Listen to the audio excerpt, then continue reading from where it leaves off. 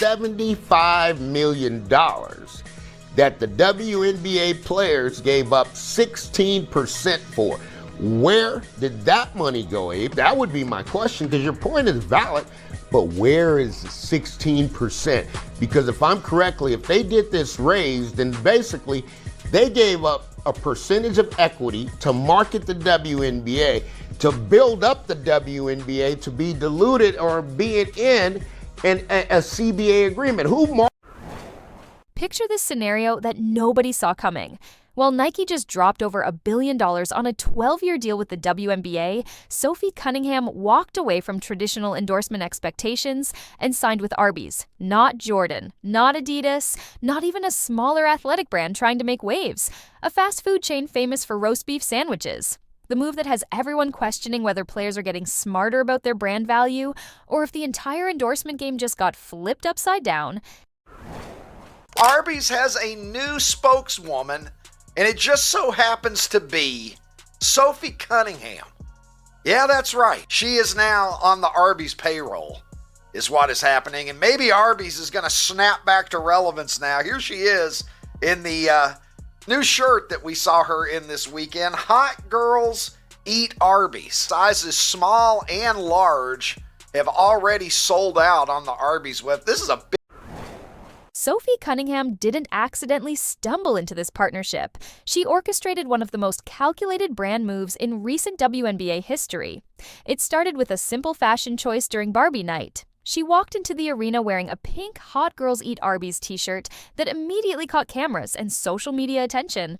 The shirt wasn't random merchandise or a joke gift from friends. This was strategic positioning disguised as casual style. Within hours, the image exploded across every platform, generating the kind of organic buzz that marketing executives spend millions trying to create artificially.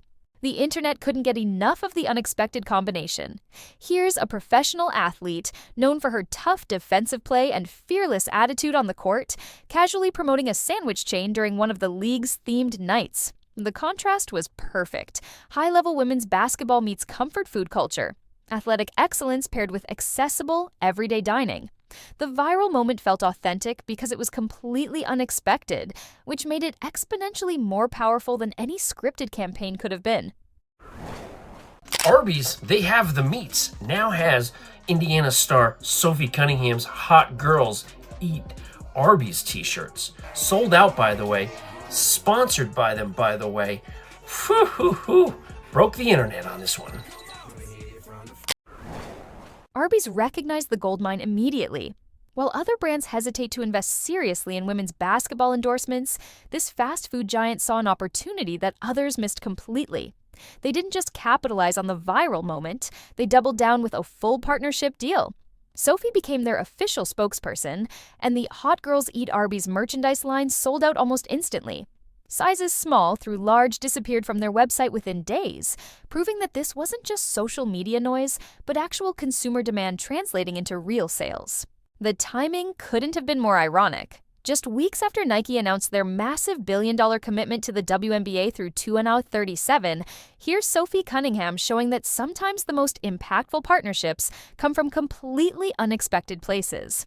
Nike's deal represents the traditional approach: throw massive money at league-wide partnerships, uniform contracts, and establishment endorsements. Sophie's Arby's deal represents something entirely different: personal branding that cuts through the noise by being genuinely surprising and memorable. That has gotten ridiculously popular this year with the Indiana Fever. I made a prediction that she was going to be the second most popular player on this team by the end of the year. And then, of course, there was the big incident during the Connecticut Sun game. And by the end of that game, she was known as Caitlin Clark's enforcer, right? The one that's got her back. At times, it feels like the only one that's got her back. But here's where the story gets even more interesting. Sophie recently got slapped with a $500 fine by the WNBA for a TikTok video where she criticized the league's officiating. Instead of backing down or apologizing, she posted about the fine on social media with a laughing emoji, turning the controversy into additional publicity. The fine barely dents her new Arby's income, but it showcases her willingness to speak out against league problems that other players whisper about privately. The officiating criticism wasn't random complaining either. Sophie called out the inconsistency that fans see every game but players rarely address publicly. Her TikTok pointed out missed calls, strange interpretations of rules, and the general chaos that sometimes makes WNBA games feel unpredictable for all the wrong reasons. The league's response was swift and predictable, a fine meant to discourage similar criticism. Sophie's response was even swifter. She used the attention to further promote her personal brand and new partnerships. Clark is driving the WNBA insane. It's to the point that she may need to step away from the WNBA, have a billionaire come in that has the money to prove a point, and say, Caitlin, I'll pay you $50 million just to see if the WNBA can make it without you. Let's go create a complete different league and expose the hell out of the WNBA just to embarrass this Angel Reese girl that Jameel Hill just said she could go down as a Michael Jordan of WNBA. Yeah. And what This brings us to the elephant in the arena that nobody wants to discuss openly. Caitlin Clark, the player generating more buzz and revenue than anyone else in women's basketball, is making $76,000 this year as a rookie. Meanwhile, her presence alone has increased overall WNBA merchandise sales by 500%. Dick's Sporting Goods reported a 233% increase in WNBA merchandise sales. The Indiana Fever's franchise value jumped from $90 million to $340 million, primarily because of Clark's star power and drawing ability. The math doesn't add up when you examine it closely. Clark's individual impact has generated millions in revenue across multiple businesses, yet her salary barely covers what some people spend on a decent car. She signed an 8-year Nike deal worth $28 million, which sounds impressive until you realize that her on-court impact is generating exponentially more value for everyone except herself. The rookie salary structure keeps the league's biggest star locked into below-market compensation, while franchise values and corporate partnerships skyrocket. That has led to a lot of opportunities. By the way, she had a little bit of a down game yesterday against the Sky. But prior to that, for the last couple weeks, Sophie Cunningham had been balling out on the basketball court ever since she started getting put in to the starting lineup. So we got a couple of different things that have emerged when it comes to Sophie. Number one, let's start with what happened yesterday, because she has gone viral, all right? She's gone viral over hot girls eat Arby's. Sophie Cunningham represents a different approach to maximizing value within these constraints. Since she can't negotiate a higher salary due to collective bargaining limitations, she's building her brand through unconventional partnerships that generate buzz and income outside the traditional sports marketing playbook. The Arby's deal isn't just about money, it's about establishing herself as someone willing to think differently about endorsement opportunities. The WNBA's recent $75 million funding round, which valued the entire league at $1 billion, raises even more questions about where the money actually goes. Nike was part of that investment round, along with other major players who clearly see the potential for massive returns.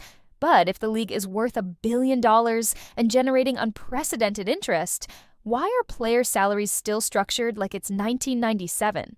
The answer reveals a fundamental disconnect between the league's actual value and how that value gets distributed. Unmeasurable greatness of Caitlin Clark. The unmeasurable greatness of Caitlin Clark. You know, I've said a lot of times I like Caitlin Clark, right? But I never told you why or really I like Caitlin Clark or what is it about Caitlin.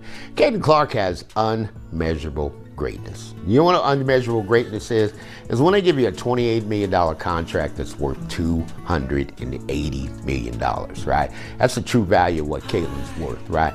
I mean, Caitlin Clark effect has sent an earthquake through the NCAA basketball, right? Corporate America is finally paying attention to women's basketball in ways that seemed impossible just 5 years ago. The recent 11-year television deal worth $2.2 billion proves that media companies expect sustained growth and audience engagement. League expansion to 15 teams by 2028 indicates confidence in geographic market potential. These are the kinds of investments that suggest the WNBA is transitioning from experimental league to legitimate long-term business opportunity.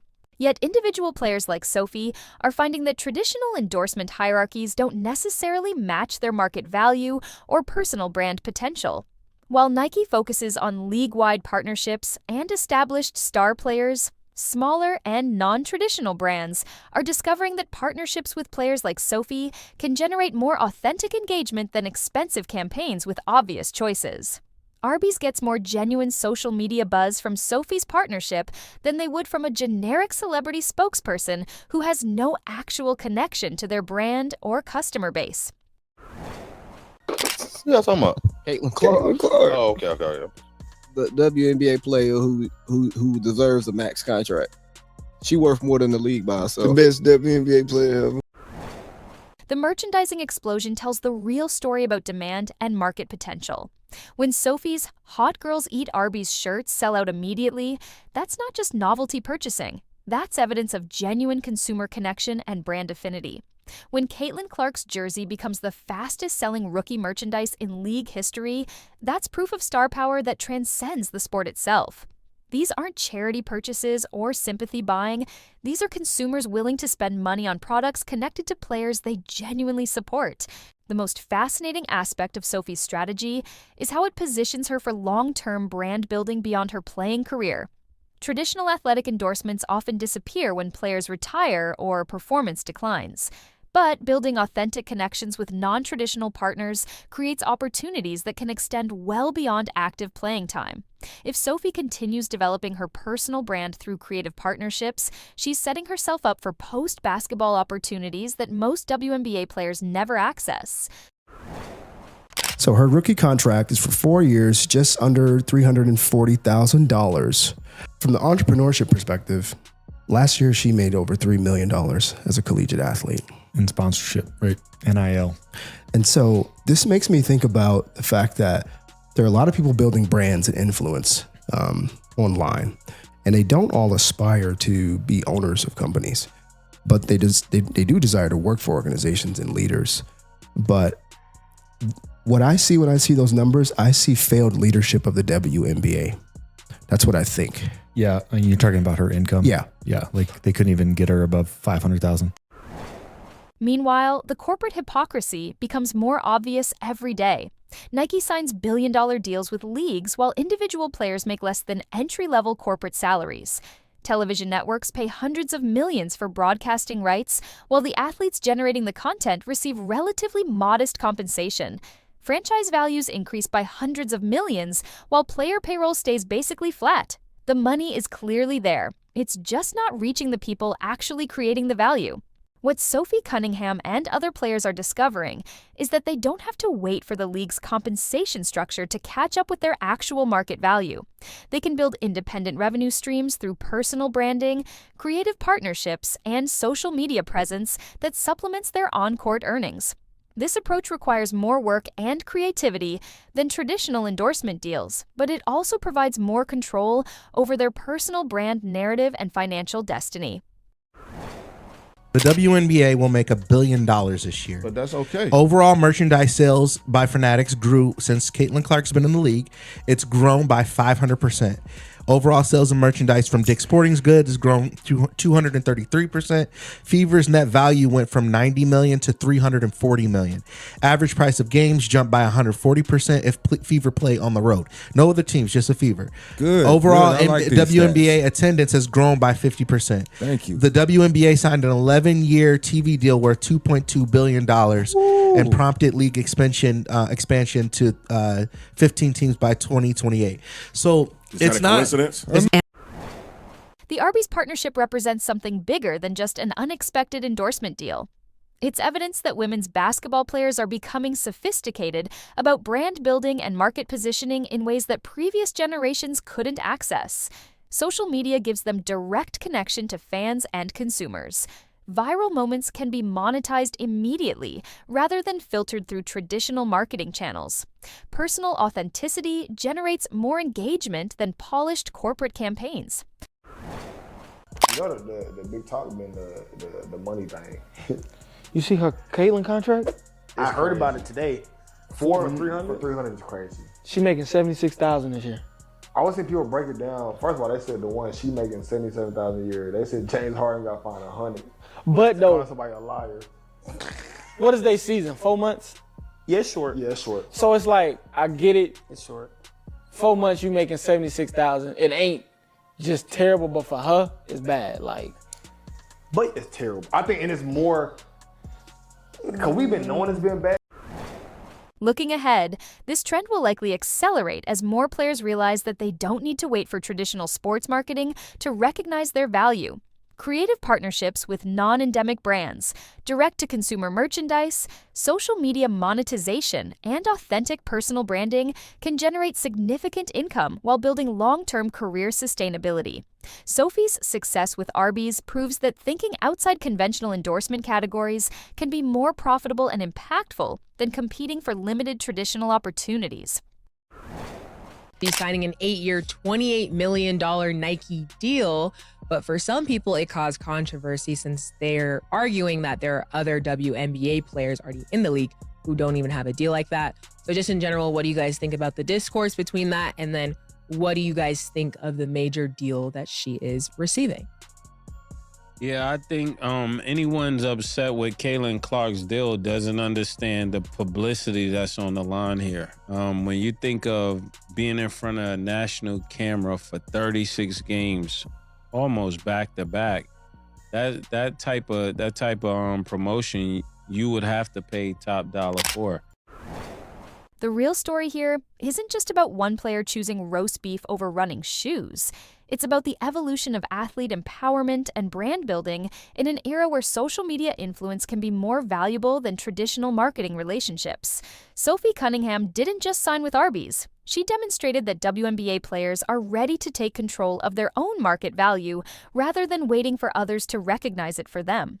And that shift in thinking might be more disruptive to the sports marketing industry than any billion-dollar corporate deal.